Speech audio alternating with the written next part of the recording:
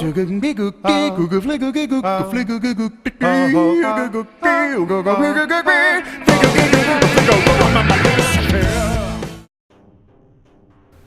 my name is Spine and this is not Arena Wars 2, this is just a review.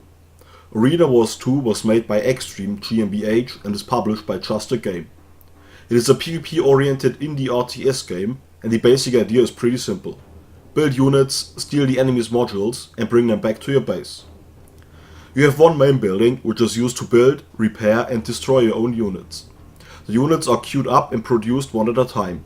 They do not cost any money, but the number of units you have at the same time is restricted by your supply. The units at the supply they take free as soon as they die. The second building you have is the launch pit. This is where your free modules are stored and where you have to deliver the enemy modules to. Then there is the reactor, which, if destroyed, deals a huge amount of damage to your units around your launch pad. And depending on the map you have a different number of turrets which automatically attack enemy units. You also gain XP for every enemy killed and for destroying special XP buildings. When you level up, you get to upgrade one type of unit or your maximum supply. There are 7 different units and all of them are useful and powerful if used correctly.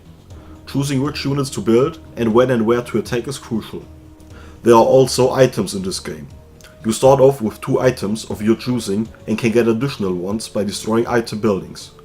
There is a total of 12 different items and they range from slow a single unit to massive air bombardment. The item system and the fact that every unit has an active ability adds some action to the strategy of the game, and the fact that there is only one faction to play assures basic balance. And since there is no fog of war and building units is free, the game has a very different setup than most RTS games. Being different is probably the biggest strength of the game.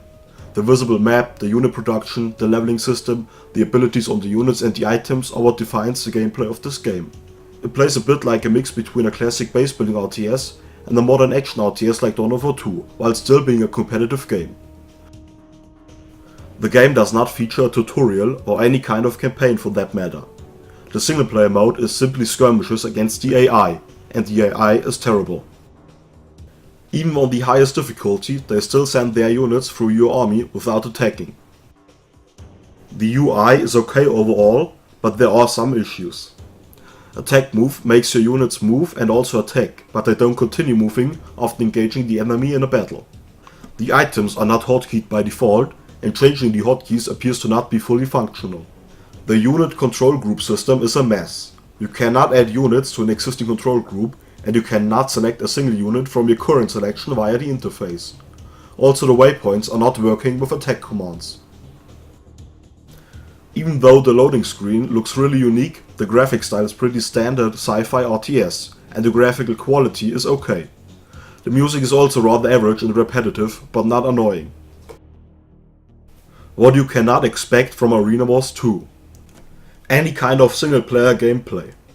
A flawless game, or game modes other than capture the flag.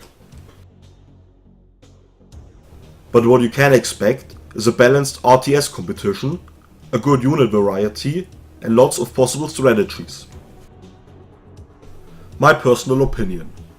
I was really angry when I started playing since there was no tutorial and no campaign. The matches against the AI were so boring that all I noticed were all the imperfections in the game. I would have probably stopped playing right then and there if I hadn't planned on making this review. So I started the multiplayer and the first game was quite fun. The boring feel and slow pace of the AI games were blown away. The game is of course still not perfect, but after such a bad start I was really pleased with the way the multiplayer turned out. Since you don't have money in this game, you can constantly reproduce units, and with all the different buildings on the map, multitasking is an important skill.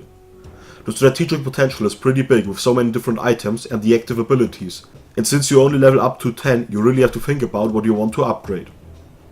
As far as I can tell from the achievements, the game does have a rating system, which could make this a great casual competitive game with a rather high skill ceiling, but easy to get into and less complex than the leading competitive RTS game StarCraft 2. The biggest concerns I have for this game are, will there be a player base, and will they fix all the little annoyances in the game?